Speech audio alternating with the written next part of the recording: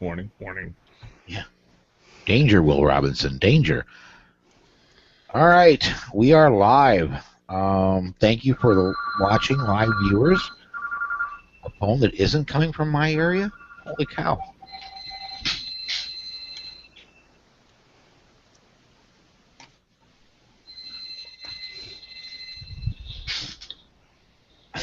Okay. Live viewers, I want to thank you for joining in. I want to thank our advertisers, ABN Army Surplus, Concealment Solutions, Crusader Weaponry, New Jersey Second Amendment Society, Firearm Safety Institute, and a brand new one. I've been teasing all week long that we were going to be making a very cool announcement. And part of that very cool amount, well, actually, all that very cool announcement, but that cool announcement is the Firearms Policy Coalition is coming on as our title sponsor. What that means is we are now the Polite Society podcast presented by the Firearms Policy Coalition. You'll be hearing us say that a lot, and we are extremely proud for them to come aboard. I want to say thank you to Brandon Combs and the folks over there, and we'll be talking a lot about them in the future. So that's a big announcement I've been holding back and really wanting to get to. We've been working on that for a few weeks, and it finally is settled. So, are we ready to do the open? Let's do this. All right, Gary. Are you? What are we gonna do for the? We're going to cook Gary Harpster so far. Prepper. Okay, yeah. For our prepper segment, we're going to do. No, give me a half an hour and then we can announce on the show. Okay, then I'm gonna leave you out of the open then, because that's what we're recording now. So, all right, here we go. Why are you leaving me out of the open? Well, because we don't have anything for you to say, bud. Okay. All right. Good. Usually, in the open segment, we have you say, "I'm Gary Harpster," and we'll be talking about. All right, here we go. Coming back in 5.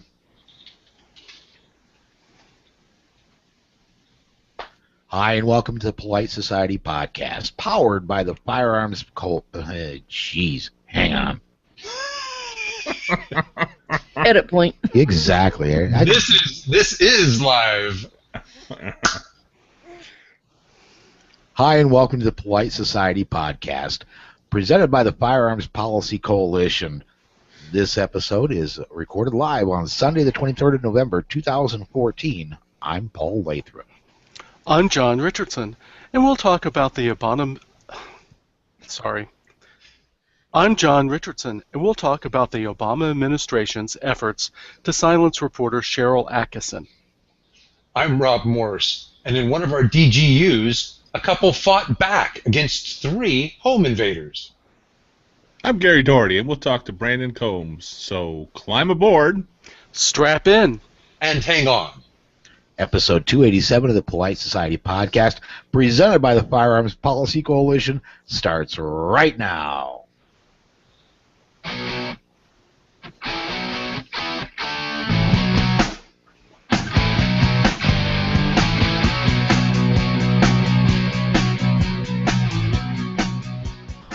Hey, and welcome back. This is the Polite Society podcast, powered by the Firearms Policy Coalition. I want to let everybody know right off the bat, this is our personal news segment. I'm going to go ahead and start things off with something that is for the show, not really for all of us. But as you heard, we took on a new title sponsor starting today. We are the Polite Society podcast, presented or powered by the Firearms Policy Coalition. They came on as a title sponsor for the show. I couldn't be more proud to have Brandon Combs and the gang over there come by and help us out with sponsorship. I am pleased as punch to announce that, and we'll be hearing a lot about them in the coming months, and we really look forward to this partnership with them, and look forward to great things coming about through that. So, Let's go ahead and go to the personal news segment, and we're going to do like we normally do. I'm going to start off on the bottom of my screen, and looks like, Rob, you're first up on my list of faces, man. What's been up with you? It's been a busy week. We had a Gun Owners of California county meeting on Tuesday. Little did we know that half of the people there would get food poisoning. Ooh. They are out to get you. They really are. Now, it took, well, okay, the story continues. The next day, I was on One America cable news channel discussing gun rights. That couldn't have happened without John and Rachel covering for me and writing up Wednesday's show. That's when everybody started calling each other going, oh, how do you feel? So Thursday was a mess. But I recovered just in time to work some overtime Friday and shoot IDPA Saturday. I had a great time. How'd your IDPA go? I did well. There are classic stages that are just pure IDPA. Hi, it's a skill presentation, shoot 'em as you see 'em, fine. And then they'll throw in some crazy stuff. So part of it is skill building, and part of it is, what am I going to do with this mess? And if it were real, wow, it would be tough. Okay, both are valuable. I had a ball. Awesome. All right, well, next on my list of faces down there then is John. John, what's been up with you, man? Well, we did a story earlier, I think we did it on the Wednesday recording, about the 10 worst cities for knife owners. I celebrated that by buying a knife that would probably be illegal in all 10 of them. You criminal, John. It's a Columbia River knife and tool, I think it's pronounced Heiho folder, that I got off of Woot. I couldn't resist. It was $19. What could I mean? It was $19. Wow, that's a hell of a price. And then I also ordered a carbon fiber AR lower from Tegra Arms. And what I want to do is make an ultralight build, and at about 4 ounces, I think that'll save some weight. And I'll report on that later after I get it built. And John, at the shop, we used to print some AR lowers, and they would fracture right where the recoil tube screws in. Mm-hmm. So if you learn about other people's experience, tell me if they reinforce that area, because I just wondered, when they repeated the metal lower in plastic. Yeah. Anyway, it'll be interesting. I want to tell me how it goes. It's not a polymer; it is a carbon fiber. And it has a lifetime warranty. So if it breaks, there you go. As long as they're in business, I have a lifetime warranty. Okay. I would love to hear more about that as it progresses. I'd like to build my own eventually as well. So keep us up to date. I will. You hear all the time about people building their own AKs, and where, this guy, and this may be a bit of an exaggeration. I've never actually taken the time to watch the videos that claimed it, but I took a shovel and built an AR out of it, including, they bent their own receiver. I watched that video. He did. Really? It's nuts. Or brilliant. I'm not sure which. Maybe both. Wow. Okay. Well, very cool then. A hammer, a shovel, and an anvil, and he builds an AR lower. Wow. Oh. Well, and a welder, but. Yeah. Well, thank goodness it's not illegal. Well, I guess next on my list of faces then is Gary Doherty, man. What's been up with you? I took a former student shooting, and we're still renting, and he's still experimenting with what his concealed carry firearm will be.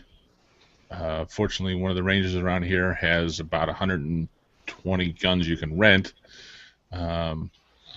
Obviously, not all of them great for concealed carry, but we've been trying about 4 or 5 of them, different guns, just to see which one he feels most comfortable with. It's the second time I'm taking him shooting. So, and I had a colleague of mine say, I've been putting off taking your class. I got to take your class. I just got an attempted carjacking.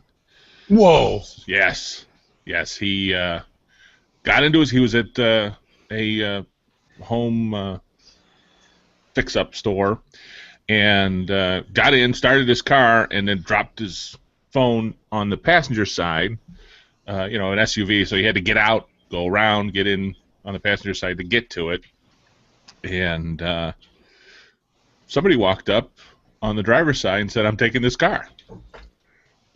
He does have an ice pick in his car, and he said, "Well, me and this ice pick are going to stop you." But he said he wished he had a gun. He's glad that was enough to scare the guy away, but he said next time it may not be, so he'll be in class soon. So, Good. Good for him. Why I carry story personal. So that was cool. Just a question for you, Gary. Yes, sir. On your classes like that, when you've got people who are renting guns, Yes. how many guns do you feel like they go through before they find one they settle on? Well, I'd say we probably go through 10 or 15 up in the showroom area. Yeah. Just for grip, and then narrow that down to. I don't know how most gun stores do it. The couple big ones that I go to here that have over 100 guns, you pay $15 or $20, and then you can exchange it unlimited times for no charge, or $5. I mean, they vary. So once you rent one, you can take it back and switch it out, so you get to try shooting them all. Well, there you go. That's such a good idea, but I will bet that I'm going to use this figure. I'll bet 9 out of 10 people I know just bought the gun first. Never really shot 3 or 4, even on the range, before they decided what it was they were going to purchase. And sadly, I get people come in the store here, even they come in and they just bought a gun. They're looking for a holster, and they've never shot one before. Yeah. More or less 6 or 8 or 10 to find out what it was that they were going to have. Was on sale. One way or another. I was just curious because that's a wonderful idea. I think everybody should shoot 6, 8, 10 pieces to decide what it is that they really feel comfortable about shooting. However, if they don't, it makes a really good used firearm market. That's true. It does. Yeah. Well, a lot of students. I always contact every student, hopefully by phone, if not for sure by email, before they come to class, and they will ask, "What should I get for class?" I say, "Don't get anything. I've got a bunch here. We can rent a bunch at the range. I will take you to the range as many times as you want. I mean, I'm just going shooting, so I'll be more than happy to go to the range with them.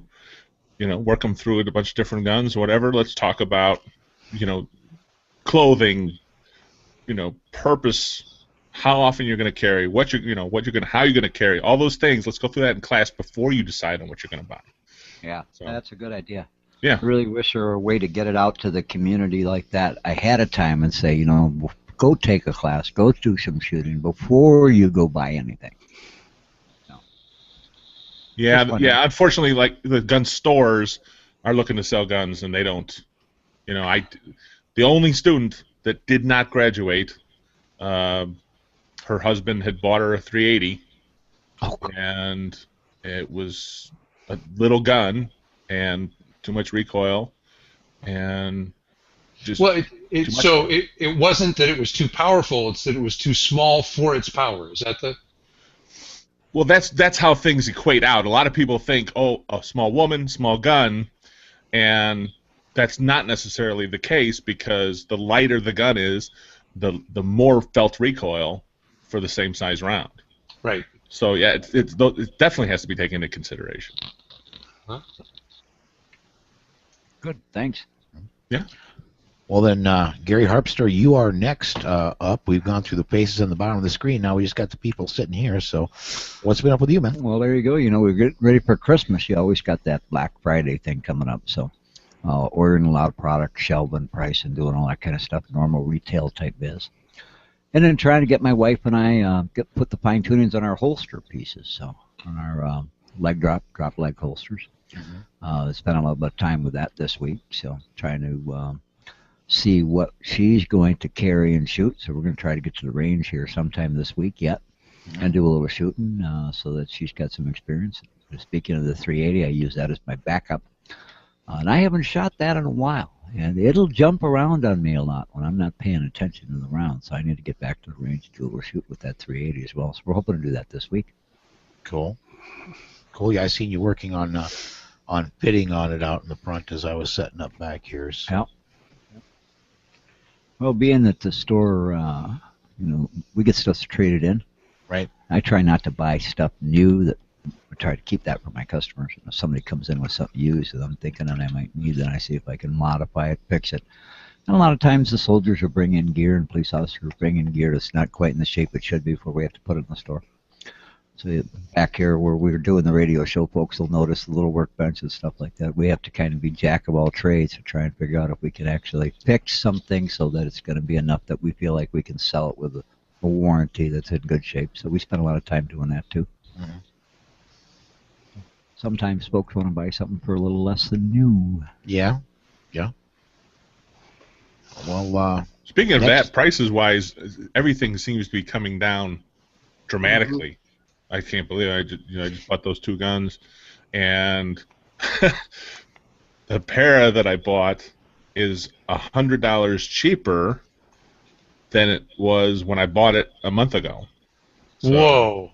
Wow. Frustrating, but interesting side note about prices.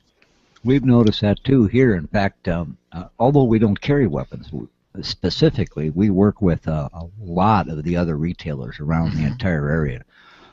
Plus, many of our suppliers also supply the weapons part of it to the other stores. So I talk with them a lot, and it is amazing just within the last few months, as they've been talking about, absolutely a drop. I mean, a bottoming out in this area for any kind of weapon sales at all. They're saying the guys who had ordered thinking Christmas sales and that kind of stuff are hoping they can get by on a 5% profit margin, and they're not.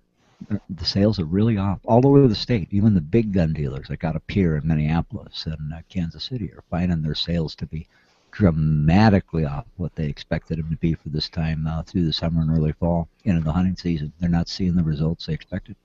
Well, I talked to a manufacturer this summer, PTR Industries, and they were telling me that their primary wholesaler was just overloaded with ARs and really couldn't take many of their guns, even though the manufacturer was always getting calls every day about where can I get your South Carolina commemorative PTR-91. I think the wholesalers just bought too much, and now they're kind of stuck with a lot of stuff. And many of the retailers, unfortunately, bought for this year based on what they saw last year. Yeah.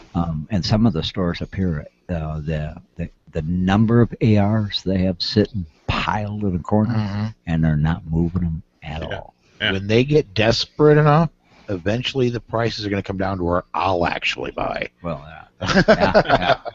Because we're seeing that pre-Thanksgiving sale where everybody's trying to get them in the door to be able to do it from Shields up to the big stores and Pier. Yeah.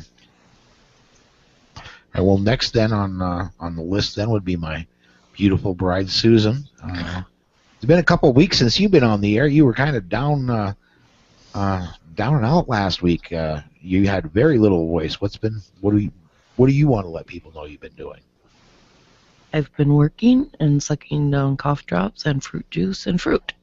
Okay. And that's about it. Okay.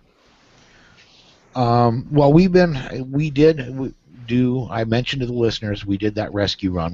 We had planned on doing it last Saturday. We actually did it on Monday. We planned on going down. Susan got done with work at 2 o'clock in the afternoon.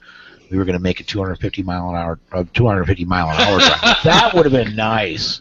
That would have. We might actually made it back that day then. 250-mile drive down, pick it up, and come back. We expect to be back around 10, 11 o'clock at night. But, roads got a little slick on the way down there, so we ended up... Yeah, after I saw that truck jackknifed in the ditch, I went, not going to happen. Yeah. We got a room and and spent the night down where we picked the truck up at, and came back the next day. So instead of a 1-day rescue run, it turned into 2. As far as what's been going on with me, ran the rest of the week. Did a little bit of dry fire practice yesterday morning, and today, man, it's just been a busy day getting everything done. We've been making plans for SHOT Show. We did some pricing on flights, and really it's either break even or a little cheaper for us to drive down and rather than to fly. And Really? Yeah, it is. And so we're and that includes renting a car, and we are gonna rent a car, and we're gonna drive down. It's 21 hours driving in a big truck, and you can do a little better than that in a car. So Interesting. we're gonna on SHOT Show the week before. We're gonna rent a car on Friday. As soon as Susan gets done, we're gonna jump in the car, and we're gonna boogie on down to Vegas. And well, other than that, just we are not gonna be we're not gonna be locked into.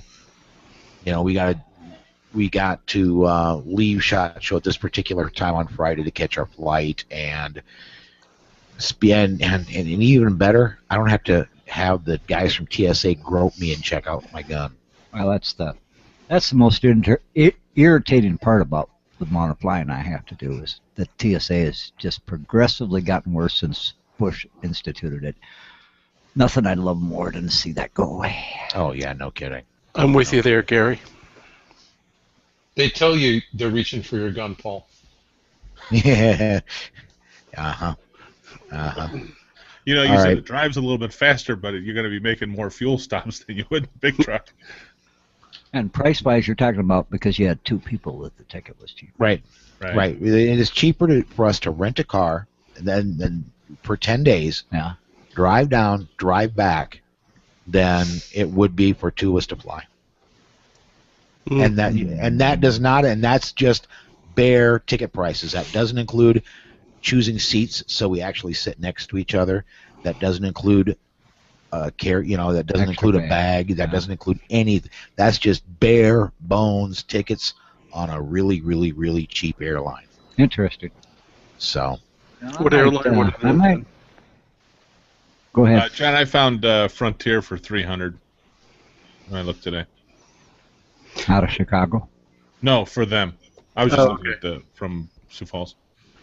we came up to what, 570 we figured, renting the car and driving. Yeah.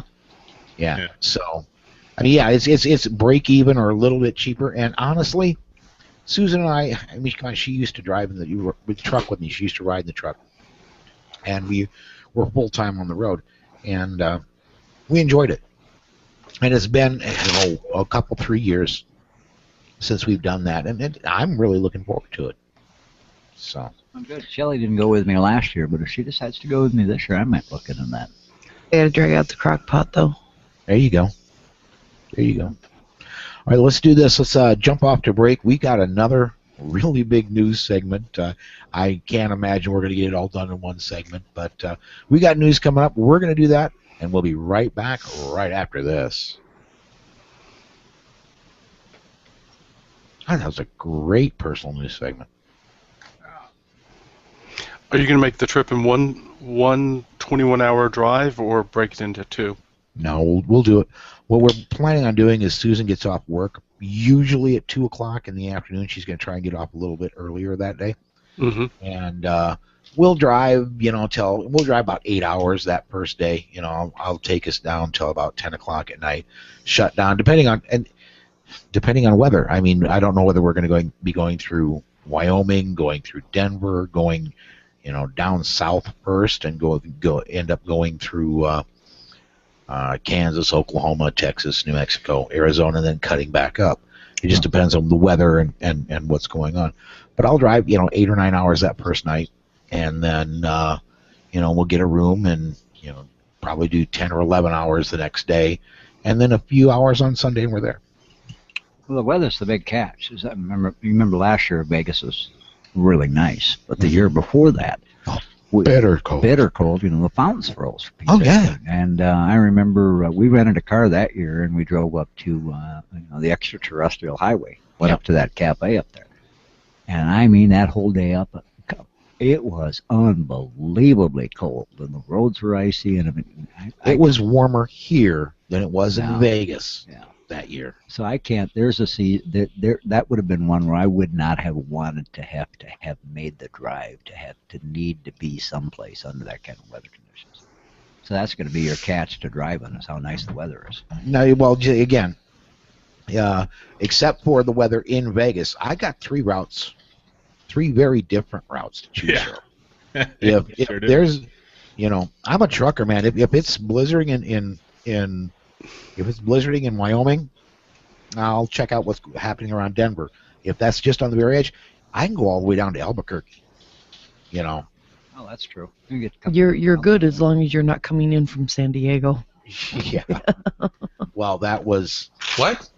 I was taking a bus from, this is years and years and years ago, taking a bus from San Diego up to Sioux Falls, and left San Diego.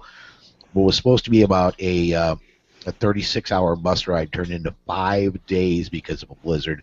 I got as far as Evanston, Wyoming, and then to get from Evanston, Wyoming to Sioux Falls, we ended up going through Amarillo, Texas. I've made some light airplane trips that way. Took me weeks to fly, 10 hours. Oops. All right. Are we ready to kick off the news segment? Mm-hmm. Are you ready? I think so. Let's Okay. give it a try.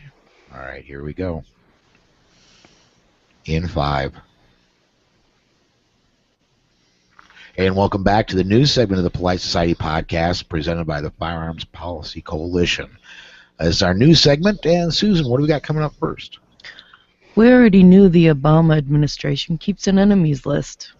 We already knew they use government agencies to target their political enemies. And anyone who does not support the Obama administration's policies is considered an enemy. Today we have more proof. CBS reporter Cheryl Atkinson wrote about the U.S. Department of Justice running guns to Mexican drug gangs. We also knew Atkinson wrote stories that never saw the light of day because her editors wouldn't put them on the air. We suspected the news managers at CBS were spiking the stories to please Washington politicians.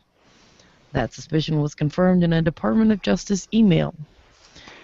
The email was buried in the 64,000 emails released on the evening before the election. Tracy Schmaler, who headed Eric Holder's Office of Public Affairs, said Cheryl Atkinson had already hurt the reputation of Attorney General Eric Holder. Schmaler reached out to Atkinson's boss at CBS to have her story stopped. Even though it was buried in that stack of other documents, this email was probably released by mistake. The email would have been redacted, but Atkinson's name was misspelled in the email. Oops. But for a misspelling. Yeah. Well, what was amazing in that story is they say everybody else followed line, ABC, MSNBC. We got them to stop the story. What's wrong with Atkinson and CBS? Oops. There were only 2 mainstream reporters throughout this whole thing that actually followed up on it after David Codrea and Mike Vanderboe exposed it. And it was Cheryl Atkinson and William Lejeunesse from Fox News, and they were the only 2. Yep. And it really is a crime that the other 2 networks just ignored it. I mean, what are 300 dead Mexicans? Oh yeah, well, but we have to talk about it's more important for us to talk about immigration reform. And this, go ahead, Rob. I think news is simply politics with another venue. It's a political speech with commercials. I think you're right, especially now. does anybody else see the parallels between this and Watergate and what the Nixon administration tried with their attempted cover-up? I mean, it's just, especially this email brings it absolutely 100% to light that they're not in as blatant a way as Nixon did, but they're trying to cover this up with everything they got. They don't have to be as blatant because they have most of the news media doing their bidding. The difference, I would say, between Fast and Furious, or as I used to call it, Project Gunwalker, and Watergate, is that nobody died during Watergate. Right. Right. Not 2 federal law enforcement officers, not 300 Mexicans, and for years to come, we're still finding these guns at crime scenes. Yeah. Yeah, this is when we very first started the show, I was really hard on the Department of Justice and Eric Holder about the whole mess that was Fast and Furious, and as time's gone on, I've kind of backed off of every show hammering on it, and it's now where honestly we don't talk about it that often because not that much new is happening. But this is honestly, and everybody says, when are we going to impeach Obama? When's Obama getting impeached? If there's an impeachable offense in the administration, Fast and Furious is first and foremost the biggest impeachable offense because of the deaths and because of their breaking the federal laws against straw purchases, and the federal government themselves being the one that violated those laws. Do you mean ITAR regulations? International Transport of Arms?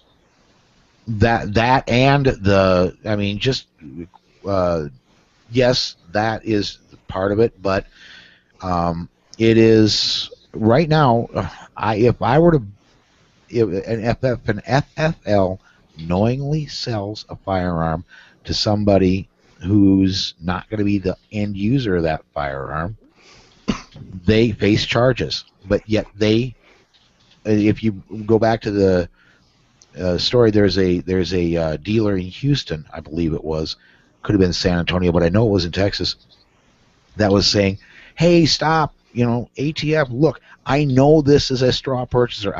We're aware of it. We know what's going on. Sell it anyway. Yep. And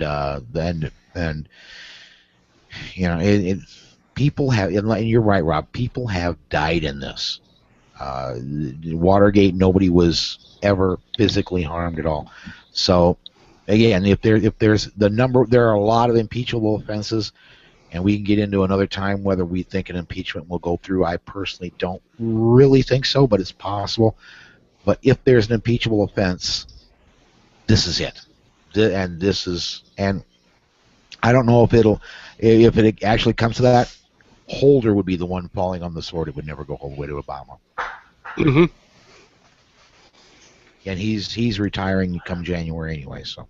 And here's the one other big difference I would say between this and Watergate. The people who did bad stuff during Watergate, they went to jail for it. Mm-hmm. They didn't get rewarded with high-paying jobs outside of the administration afterwards. Right. Eric Holder is going to get $1 million a year working for some stupid law firm that just wants to say, we have a former attorney general. Well, and I assume for his iPhone that we'll have all of his phone numbers of who to call. Yeah, that's exactly right. Well,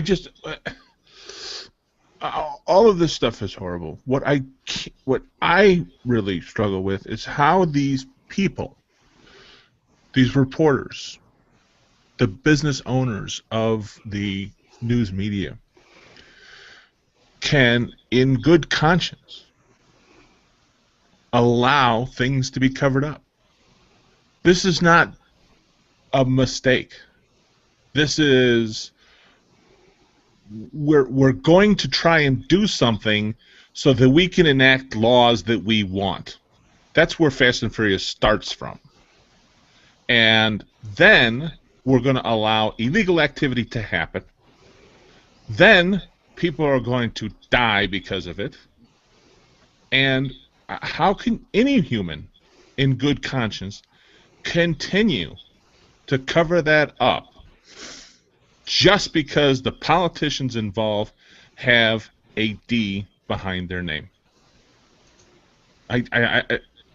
How in good conscience can anyone?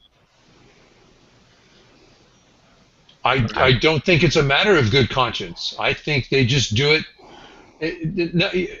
It wasn't good conscience. It was politics, pure and simple. And remember, at the time, NBC was also owned by General Electric, who's a big defense contractor, and they don't want to upset the Obama administration because, you know, jet engines are involved. Yeah. Wow. Yeah. Well, I think we've hashed that one out pretty good. Rob was on TV this week with an anti-rights advocate who claimed guns cause crime. In truth, crime and criminal violence go up and down for a variety of factors. Many of the factors that should cause crime are on the increase. For example, we've seen high unemployment, unprecedented numbers of home foreclosures, and massive drug-related violence in Mexico. We've also seen more Americans choose to own a gun than ever before. Despite those factors, violent crime in the U.S., including crime involving firearms, has been going down or holding steady. If you hear otherwise, someone's lying. That's just a continuation of a trend we've seen for actually quite a while. Violent crime has been on the decline. I believe, if I'm remembering right, since the late 70s. Right. It continues to increase in its downward spiral. However, you know, I put that against locally. We see a lot of, and maybe it's just being more reported, maybe I'm paying attention more, but it seems locally like we're seeing a lot more violent crime. Is it that you're actually seeing more violent crime, or that the local news stations are reporting it because if it bleeds, it leads? That could be, and it could be that I'm paying more attention now too, because of this show, to be honest with you, and because of trying to stay up in news more. It could be that that I'm noticing it more. Well, you know, I don't think the facts slowed down anti-gun advocates, particularly on TV. The gentleman with whom I spoke made some pretty bold claims, and I had to say, those aren't the statistics I see. How many people are going to do more than headline surf and go, see, I told you guns were bad? I often think they're selling to a market that is looking with their prejudices intact. Well, you know, I remember this. I was interviewing this. This has been quite a while ago on the show. I was interviewing this really smart guy named Rob Morse, and and I asked him a question. We were talking about social media and guns, and I asked Rob a question. I said, Rob, you know, in my social media, there's a lot of people that are around me that are pro-gun. When we're talking social media, are we talking into an echo chamber? And I really still think that's a little bit of the case, is that people read the headlines, like you just said, Rob, is that they read headlines. If they agree with it, okay. If not, they just skim right on by it. Right. Yeah. One of the things I did is say, if our listeners really want to find the answers, they have to go search for themselves. That will convince them. Yeah, I would actually refer people to a fellow blogger, Lenoge, who does Walls of the City, and he's done it for 5 years plotting this, and it's called Graphics Matter. And he has shown the fallacy in graphic form of the more guns equal more deaths. Very good stuff. And he's an engineer by training, former naval officer, And when you look at it over per 10,000 or per 1,000, there is no increase. And you can actually see the decrease and then leveling out. Mm-hmm. Very cool. This is a follow-up to a story we reported on in the last episode. Thanks to a local gun dealer, the Linden Pioneer Museum in Bellingham, Washington, won't have to remove the World War II vintage firearms from their exhibit titled Over the Beach, the World War II Pacific Theater. They thought that with the passage of I-594, it would have been too costly to conduct background checks to comply with the law. Pistolani's Jewelry and Pawn of nearby Bonnie Lake, Washington, has stepped in to run the background checks for free. They normally charge $40 per background check. Kudos to Pistol Annie's. Great name for a gun store. I know, right? But the reality is that they shouldn't have to do that. I know law enforcement, the Washington State Police, well, we really wouldn't have bothered them over it. Nonetheless, it's going to be used against somebody. They might not go against the Linden Pioneer Museum, but they'll hit somebody with it, because it's essentially a flypaper law. It's just not meant necessarily to stop crime or to do background checks. It's to catch people who've made a mistake. Right. Inadvertent mistake. Why wouldn't they attack a museum? The museum doesn't have any money. They can't fight back. Many of these small specialty museums don't have vocal advocacy groups supporting them. It's the perfect person to prosecute, who can't cause you a lot of trouble. They just fold up, pay the fine, go away. Yeah, but it's still a museum. You're going to look like you're attacking a helpless victim if you did prosecute the museum.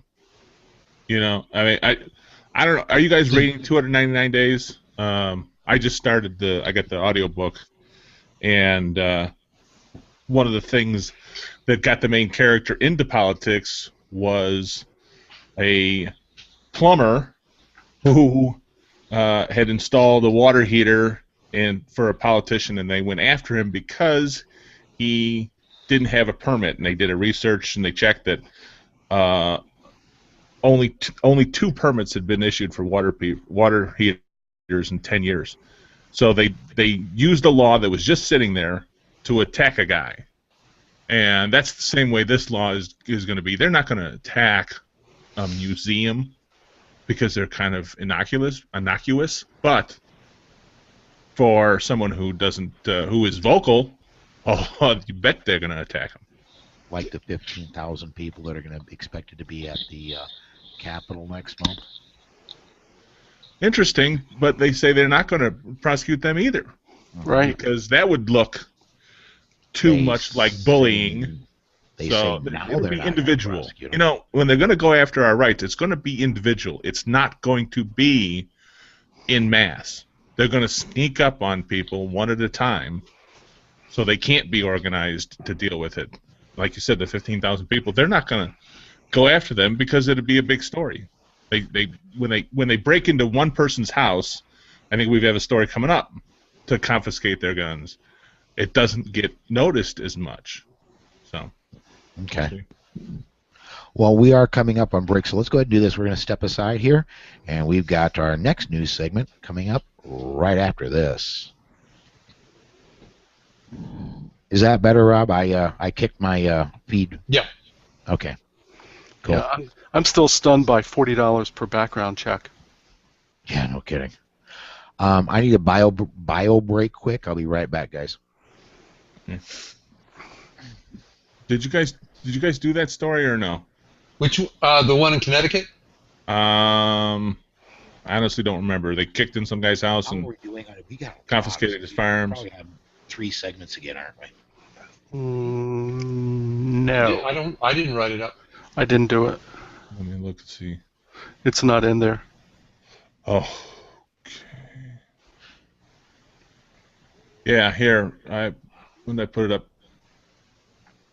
Nutmeg steak, SWAT team storms gun owner's house, seizes firearms. Yeah, I wanted to get more information. I didn't see everything I wanted in there. Okay. If you think it's a complete story, write it up, put it in.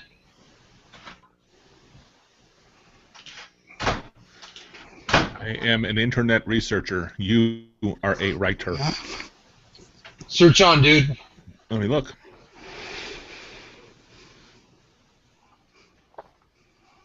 Can you find me an IDPA vest for under $50? You Oh, yeah. internet researcher, you? Yeah, there's yeah. As a matter of fact, there's some guys talking about it before. You talking about like a fisherman's vest? Yeah, but I'd like it in khaki. Yeah. I picked up one for like maybe $20 off of Sportsman's Guide, and it was a closeout EOTech. I'm sure they're not around anymore, but it was pretty decent. No, 4 stories.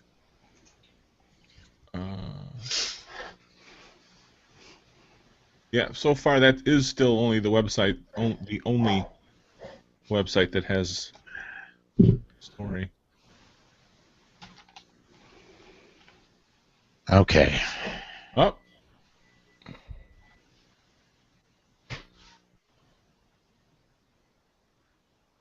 Uh-huh.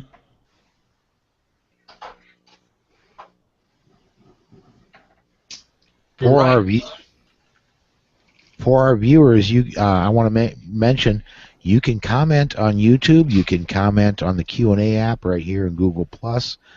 You can. There's a lot of ways to get in touch with us, and we'll respond right on the air to you. So don't have anything so far, but go ahead and comment if you'd like, and we'll make sure we get to you. Are we ready to kick off into the next segment? Yeah.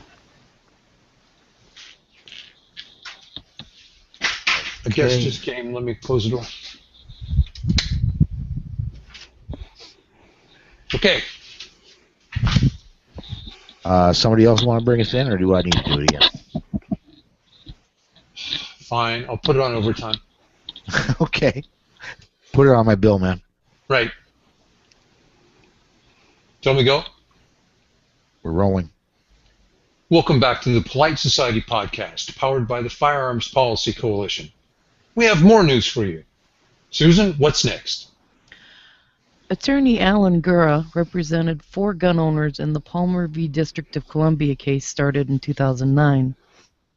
This week, Gura argued that the district has not lived up to the court-ordered obligations.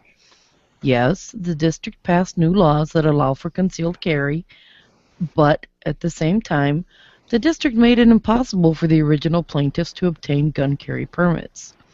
Quote, "There's no way in the world my clients can obtain a license to carry a gun." Close quote.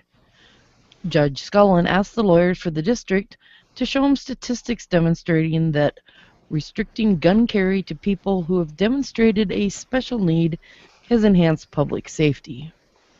Assistant Attorney General Andrew Sandone said he did not have any such statistics. Judge Scullin then asked the city and the plaintiffs for additional filings on whether the city should be considered in contempt. Yes, they should. But will they? Well, we all hold them in contempt, but that's not what they mean. Yes. And I would say the reason he didn't have any such statistics is they don't exist. John, I'm sure you can buy... No, I disagree. They do exist. You can buy them. That's true. I mean, if you, with enough $1 billion, you got researchers to prove that global warming exists. There are guys that, for money, will prove that day is night. You're right. It just depends upon your data set and how you massage it. Right. We can torture this. Hard And enough, you know, they will confess. there's people at Harvard, Johns Hopkins, Bloomberg School of Public Health, Duke, University of Chicago, that if you gave them enough money, would definitely come up with the answers that That you paid for. wanted. Yeah. But what I found interesting about this was the appeal. It said, Judge, we're talking about Heller and McDonald here. Average, ordinary people have to carry on the street. Those are the plaintiffs I presented to you. The city says it met your laws, but they still can't comply with them. And it's not a rational basis test where the city can invent a condition that will promote public safety. Hi, we've decided that if, only people that don't exist can carry guns, then we're safer. Well, now the judge said, show me. And it sounds like the judge got crickets. Yeah. Well, they got 2 weeks to come up with something. We'll see. So, once again, Back in 2 people, weeks. yeah, once again, politicians making people defenseless. A judge says, stop making people defenseless, and they continue to spend the people's tax dollars to keep the people defenseless. And nobody says, what the heck? I don't understand the whole cycle of everything. You're spending my money to keep me defenseless, and a judge told you to stop? I don't understand. Yep. U.S. District Court Judge Anthony Ishii denied the request by California Attorney General Kamala Harris for an extended stay in the case Sylvester v. Harris. This case involves the 10-day waiting period for firearm purchases in California and its application to certain gun owners who have either certificates of eligibility or California carry permits. Judge Ishii had previously ruled this violates the Second Amendment. Harris had tried to argue that other projects had higher priority than fixing the Bureau of Firearms database. Judge Ishii didn't take kindly to this and said, "The court does not know how defendant or the BOF prioritizes projects, but dealing with an unconstitutional law should be towards the top of the list." I believe it should be at the very top of the list myself. Yeah, I think the judge slapped them down pretty hard, and he had already given them 6 months. They were asking for a year more. Right. They have already appealed the case, and it's not just Mr. Sylvester, it's also Brandon Combs as a plaintiff here, so it's a friend of ours. Yes, very much so. Very cool. We reported on the recent change in Pennsylvania law that allows gun owners to sue, and more importantly, to collect monetary damages from cities who violate the Pennsylvania firearms preemption law. The Norristown, Pennsylvania City Council just repealed a 4-year-old law that required residents to report lost or stolen guns within 48 hours. Norristown Police Chief Mark Talbot said the revocation would not have an impact on public safety. He said a felon making a straw purchase was unlikely to refrain from doing it because of a local law. Several Pennsylvania towns have done the same thing and repealed their gun restrictions. Way to go, Pennsylvania. John, you made that comment that it's too bad they didn't treat Pennsylvania town councils the same way they had treated them in Florida, where they were personally liable and the fees had already been set. Yep. Second best in this case looks like it was almost good enough. That's true. Now, the only problem going forward in Pennsylvania, unfortunately, is they have an anti-gun governor and a definitely anti-gun attorney general. Yes, they do. Jay Leno was supposed to be the featured entertainment at the NSSF's State of the Industry dinner. That was before the anti-gun forces, including Everytown Moms, Coalition to Stop Gun Violence, and the Newtown Action Alliance got involved. Under pressure from these groups, he unilaterally canceled his appearance.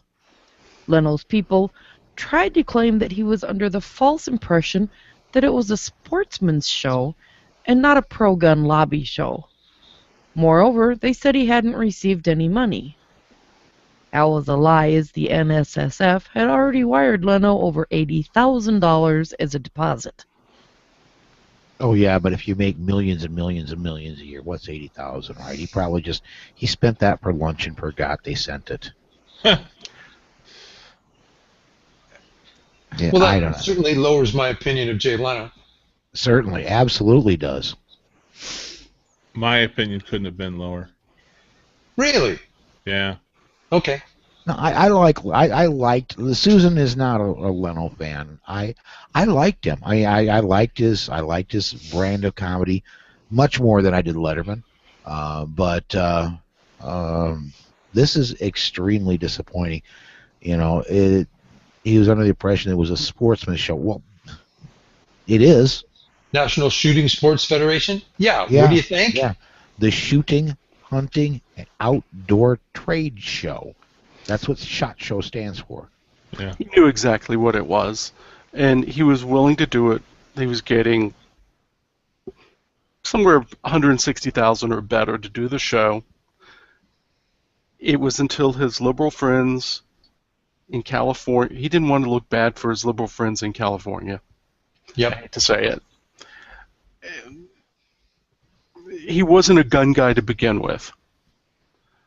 I mean, he's a car guy, and Big that's time fine and car guy. dandy.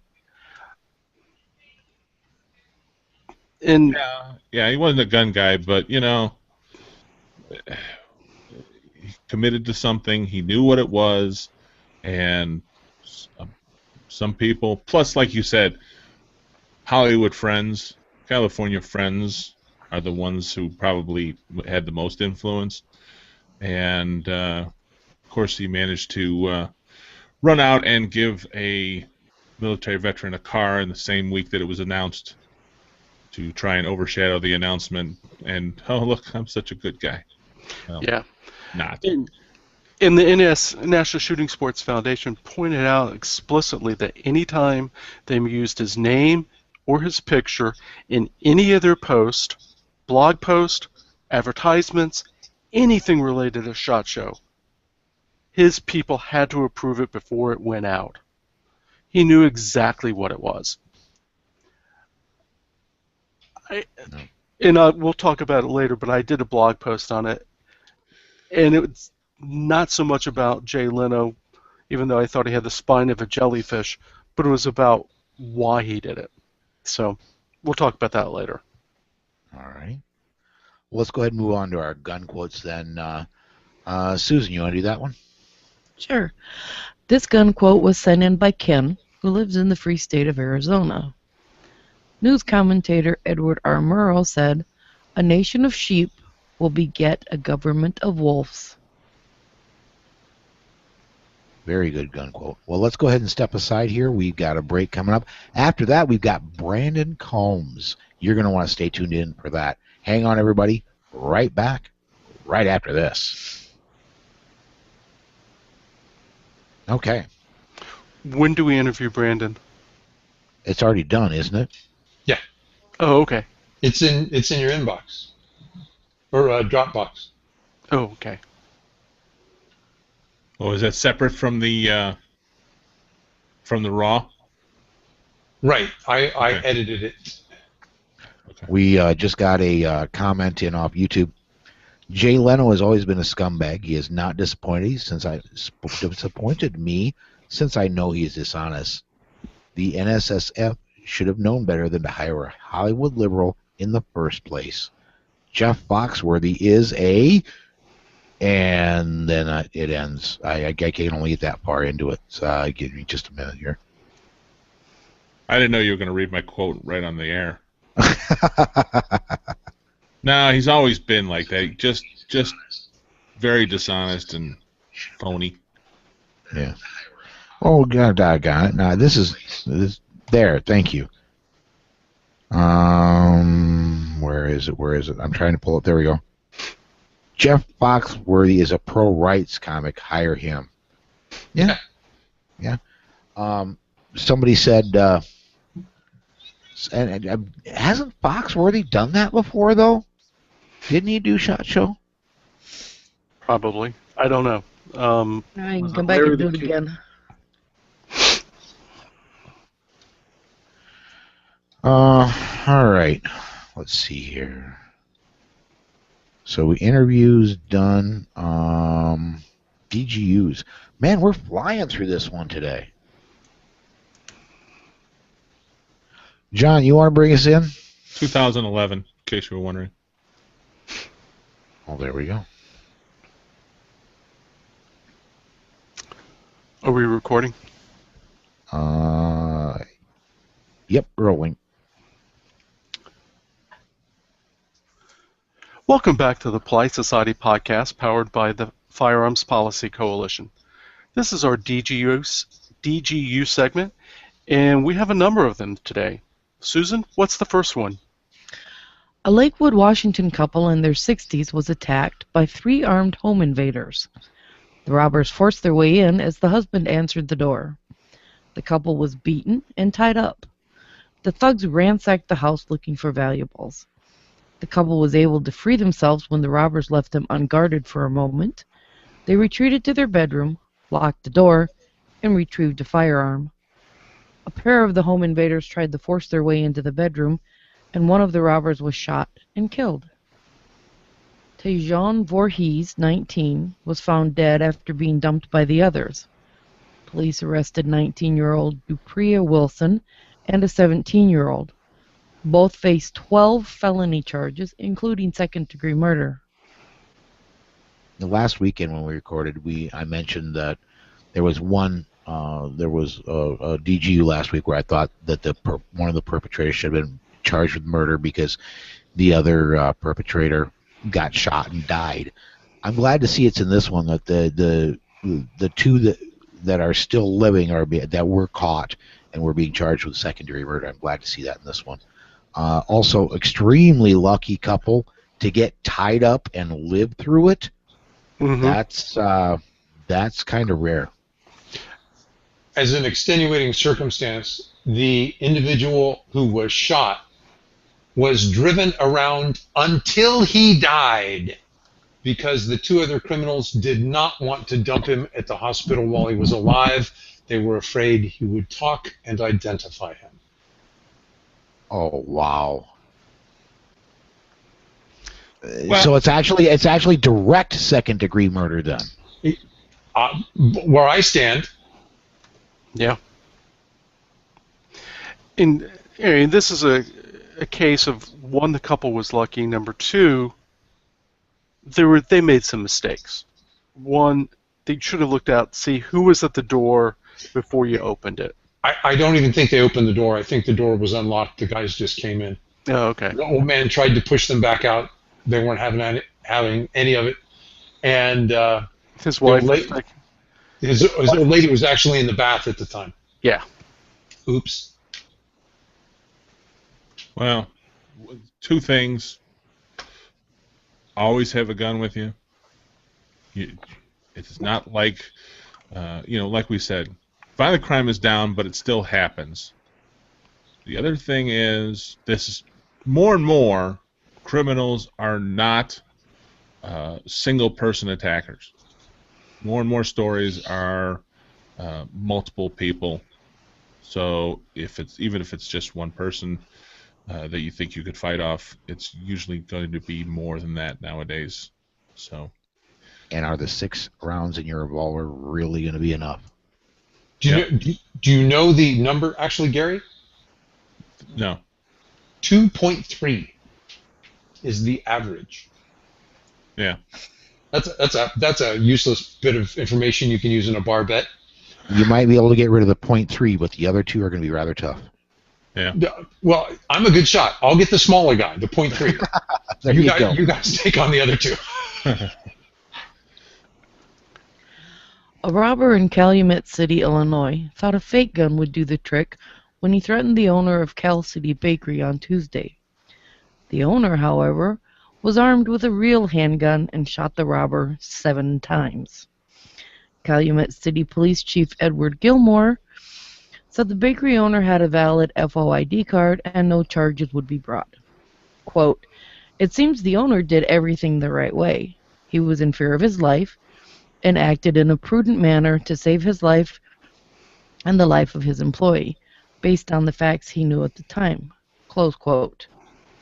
Now, Susan, you found this story originally, didn't you? Wasn't it you that posted it up? I think there actually were a couple of us that posted it. Okay. The one thing, I didn't get into this story before we went to air, and I'm sorry, but didn't this guy live after getting shot 7 times? He at least made it to the hospital. Yeah. Wow. Remarkable. Sounds like this police chief has been to a Mag 40. He's quoting Masada. He acted in a reasonable manner. He does sound that way. 2 thugs tried to rob an Eastside Indianapolis tire store on Thursday. They approached the store owner and his girlfriend and demanded money. That's when the girlfriend pulled her pistol and engaged the robbers. She received a wound to her neck while one of the robbers also was shot. Both were taken to the hospital. Wow, that's scary. Shot in the neck. Wow. No, she was wounded in the neck. Oh, okay. I didn't see that she'd been shot. Well, the way it reads, she wound was received. It says she received a wound to her neck while one of the others was also shot. So. Also, yeah, okay. Ooh. Yeah, I read 3 or 4 of the different parts of this story, and yeah, she got shot in the neck during the gun battle. Wow. Way to stay in the fight. Yeah, no kidding. And just because you're shot does not mean you're out of the fight. Very much so. When Ronnie Green, 74, of Rosedale, California, heard his female neighbor scream Friday evening, he armed himself and went to help. He came across Greg Miller, 51, who had been stalking the woman. Miller threatened Mr. Green with a knife and then kicked the elderly man in the chest. Mr. Green then shot the stalker in the foot. Kern County Sheriff's deputies found Miller after he crashed his car. Miller was jailed after being treated for his gunshot wound. He was charged with stalking, elder abuse, battery, and making criminal threats. Green faces no charges for his self-defense shooting. I'm just wondering, shot in the foot. I'm wondering, did it go in the bottom of the foot and through the top? Was the guy still had his foot in the air, or? I don't know, but I figured Mr. Green was on the ground shooting up or shooting when. Oh, good point. I mean, if you Obviously off balance, yeah. Yeah. And he had known his neighbor had been stalked, and I guess they had talked about it. And then when he heard the scream, he went to help her. Okay, Rachel's not here. I'll be a poor quality stand-in. I'm going to confess, I've never tried to present while on the ground. Anybody here willing to say they have and how it went? Of course. I have practiced drawing from my back. Yeah, that's the same thing. Yeah, I've actually practiced not on the ground but laying in bed. And it's extremely difficult when you're not upright. Yeah, when you're not upright, it's not pretty. It's a good case. I think where actually an ankle holster would work well. Yes. I was going to say, oh, Ronnie Green needs to shoot better. He got the guy in the foot, and I'm going, yeah? If I've been kicked, I'm on my back, I'm trying to find a firearm, get it presented from my back laying down, I need to shut up till I've tried it. Yeah. Yeah, because just as if when you're in your car up against a wall or laying on your back, you can't work your elbow Right. as you would in a normal draw stroke. Go to the picture in the show notes of Rob at IDPA. You have to roll to the side To your weak side, yeah. or you won't be able to get it out. So I mean, you probably could, but yeah, you have to practice that. And then shooting from that position, absolutely.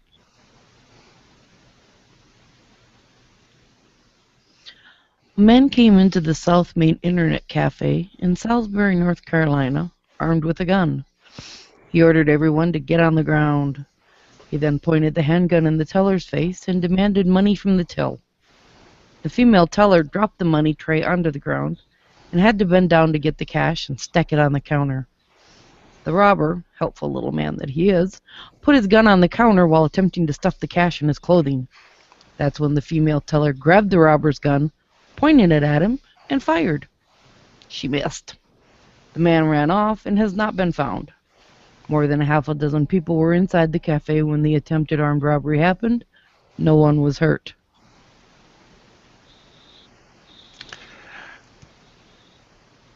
Don't carry a gun unless you're prepared to use it. It's something we talk about in class, but everybody If you're needs to prepared consider to it. use a gun to defend yourself, Yeah, why don't you bring your own rather than want to borrow one from the thief? Yeah. There you go. good point. And I'm just trying to think, Internet Cafe, I think, okay, this is North Carolina. I think when you hear Internet Cafe, you're thinking, oh, just somebody, you don't own a computer, you go in to play. I think it's more they're doing, Online gambling? What? I didn't want to say online gambling, but something close to that. A bunch of dirty old men watching porn? What? No, I think it's more gambling, Oh, okay. Oh, which okay. explains why there's money. Okay. Okay. Huh. All right. Okay. Well, that does take care of our DGUs for this episode. We're going to go ahead and step aside again, and when we come back, we've got email to talk about. So hang on, everybody. Right back, right after this. And Simon says, Simon says, put your hand on your head. I'm sorry, no. Simon says, train off of YouTube says, I've trained drawing and shooting from my back. It's not easy and must be practiced to become efficient. I agree. Yeah, you got when I've tried, and I've never received any official training in firing from not standing position. It's just been something I've tried on my own. Yeah, it's slow, it's sloppy, it's something I hope I have to never use my gun for real anyway. But goodness, if it happens, let it happen when I'm on my feet. Well, the thing that's so disconcerting to me, you and I are trained to present where we deliberately move our firearm away from our attacker. We blade our body. We shield the gun fire prior to drawing it. And that doesn't work when you're on your back. Not at all. So your first move is to blade your body as opposed to move to cover? No, yeah. Before there's an event, I'm going into condition yellow. Uh-huh. Yeah, I blade. Oh, okay. I'm not Okay, so moving that's yet. That's okay. That's not the draw. That's the wear. Orange, kind of. Yeah. You're always in yellow, right? Actually, right now it's kind of a black and orange stripe, but Black and orange stripe. Huh. Sounds like Pittsburgh Steelers. okay. All right. Are we ready to do email? Let's do it. Okay. In 5. I'll bring us back. Hey, and welcome back. This is our email and show close segment. Just got one email in this week. Susan, looks like Ken in Arizona emailed us. He did. He writes, Paul, again, I apologize for hogging your email, but I keep having thoughts. Here's my latest one. Are we, as Second Amendment supporters, insane? Are they, as gun grabbers, insane? You know how they say insanity is doing the same thing over and over and expecting a different result. We keep fighting to restore and preserve the Second Amendment, but the forces against us continue and seem to be gaining strength in a perpetual tug of war. Is it time we realize this fight will continue forever? Is it time we realize there are just some factions in this nation who will never accept our civil rights, will never accept the Second Amendment, and will fight as long as we fight? A never-ending battle. I do have a solution. Is it time we accept the reality that we have free states and slave states? A house divided against itself cannot stand. Perhaps we should not repeat the first Civil War, and rather than enter into a second Civil War, we should just accept the reality and break into two separate countries. The philosophies of the liberal/progressives are so vastly different from ours, I doubt that there can ever be, or will ever be, a reconciliation. We in the free states already have the Constitution that we like. It's the slave states that don't like the Constitution and are trying to destroy it. Therefore, we shouldn't secede. We should kick them out.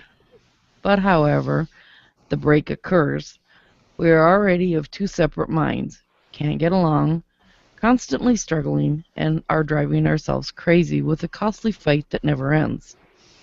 I know there have been proposals before, and I raise them yet again. Am I completely wrong to suggest it, or has the time come? Ken Silva, Phoenix. P.S. If we do break apart, any bets as to which nation is successful and which fails? Well, here's the two things. First of all the liberals have the good beachfront property, so I'm not a fan of that separation. The other point is that if you just look at smoking, and this nation 50 years ago, the majority of the population smoked and thought it was okay, and pretty much everybody let it go, and that has slowly progressed in the opposite direction, where there's a much smaller percentage of the adult population is smoking, and a larger percentage, is against it. Paul's waving his cigarettes in front of me, and I was a smoker. I'm not one of those ex-smokers who's going to preach. But my point is that fight has gone a certain way. It has gone from a majority to a much, much larger minority. So I think that battle is worth fighting, and I think that if we keep up the good fight with our honesty, that eventually we can win.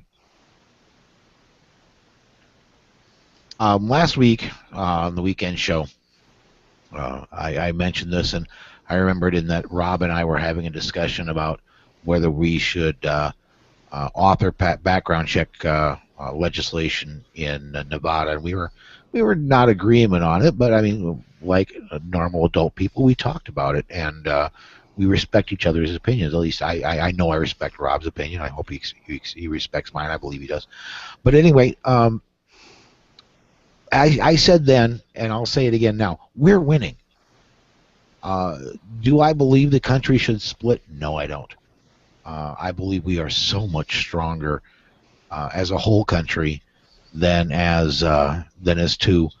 And I just one thing that just terribly worries me is the talk, and this is the first time we've got an email about it, but the talk, there's always an undertone of civil war, of are we going to go to arms? Are we going to actually, rebel against the government? I believe it's important for the existential threat to be there. I believe the government does need to fear us as a population, but I don't really think it benefits benefits us all to actually directly threaten the government, at least at this point. I think things would have to get a lot worse before it would ever come to that. And believe me, the federal government will not go away. Speaking specifically to Ken Arizona, the federal government will never allow it, and that would so it is basically a moot point, in my opinion. Anybody else want to have a crack at it? I would tend to agree. I mean, I agree in that we will still stay as 50 states. And we're going to go back and forth, go more conservative, go more liberal, back and forth. I do think we're probably more polarized than we were 20 years ago. But do I see secession as the answer? Probably not. My wife, go ahead. My wife went and dug up old data right after the Civil War, after emancipation. She recorded carefully how the politicians learned to sell racism to win seats. We're watching a cultural divide take shape.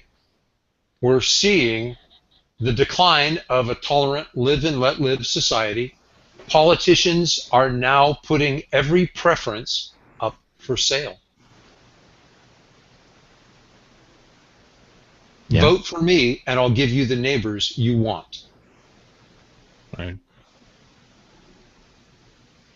Vote for me and I'll get you cheap labor. Yep. Sometimes the neighbors you want live in a cardboard box, so they'll accept any wages your boss offers. Mm-hmm. Like I said, there's been these occasions of confiscations taking place, and they're one-on-one. They're not going to be arresting 15,000 people or protesting in Washington, and that's the way we win. I know everybody whose face I can see right now has taken someone shooting for the first time, and I recommend to every listener, take someone who's never been shooting for the first time. There you go. That's how we're going to win, one at a time. Yep. I do want to, Simon buzzed in here on YouTube and said to answer the email about splitting the country into two different countries is heck no. Liberals launched World War I, World War II, Korea, and Vietnam. They are violent and warmongers when they are in power. So I don't know the veracity of that information, but I thought it was kind of interesting. Can I say one thing quick?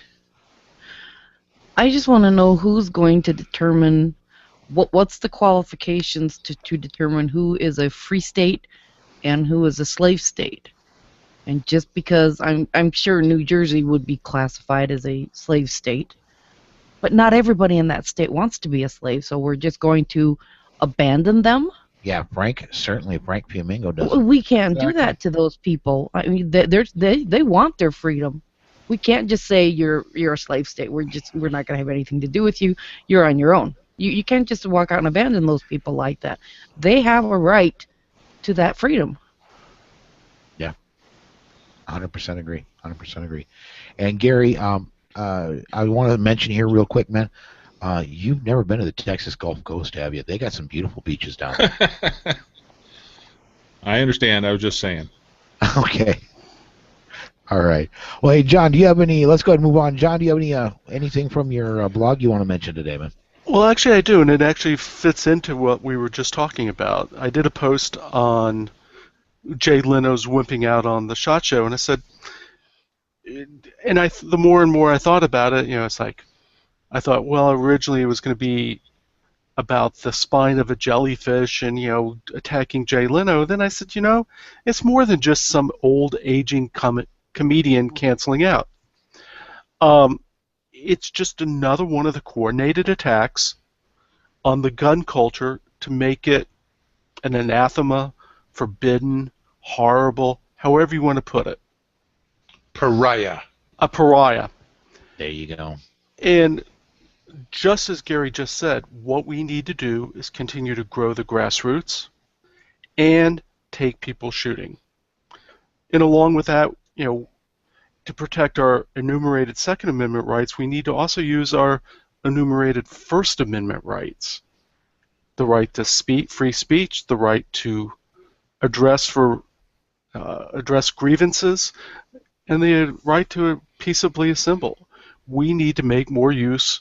We need to not just sit back and say, yeah, well, I've got a gun, but I don't want anybody to know. No, we've got to be kind of like the gay movement. It says, we're queer, we're here, we're proud. Well, we're gun owners, we're here, get used to it. Amen. Amen. I would like to say directly. I don't have some real nice alliteration on that yet, but, I'll work on it. Work on it. I would like to say directly to Mr. Leno, I got a friend that lives about 90 miles south of you named Rob Morse. I'm sure, man, if you want to go shooting, Rob would take time out of his schedule and would show you what we're really all about, and that we're really not the pariahs you think we are. I don't think I can offer him enough money for him to be interested. True. True. I don't think he thinks it. I think he would cave to pressure. Yeah.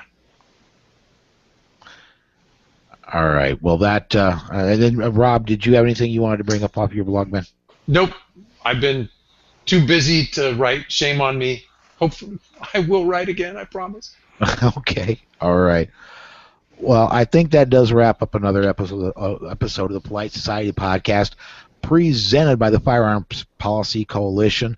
I'd like to thank Brandon Combs, of course, of Firearms Policy Coalition, for stepping in and joining us today. Rob, John, you going to be here for the weekend show? Or for the midweek show, I'm sorry. I'll be here for the midweek, but not for the Sunday show. I plan to be here for both shows. I think we get Rachel midweek. I'm not sure about the weekend after Thanksgiving. Well, that's still a week away. Well, I think that does do it then. Until next time, everybody. Stay safe. Be aware. And we'll see you down the road.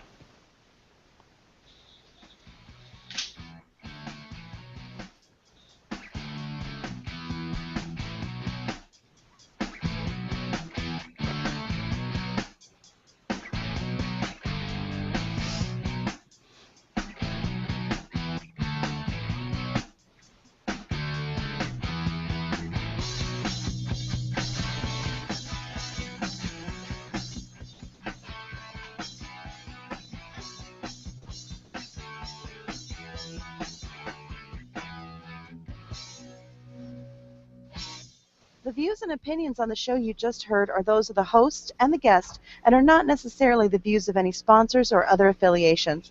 But hey, not everyone is as smart as we are. Okay, before we shut the recording down, the YouTube video down, the recording is closed, but I want to mention again our advertisers. ABN Army Surplus, Concealment Solutions, Crusader Weaponry, New Jersey Second Amendment Society, Firearm Safety Institute, and of course now again the Firearm Policy Coalition. Thanks again everybody for watching live, and come back and join us next Sunday when we'll do this all again. And I'm going to go ahead and take us off the air.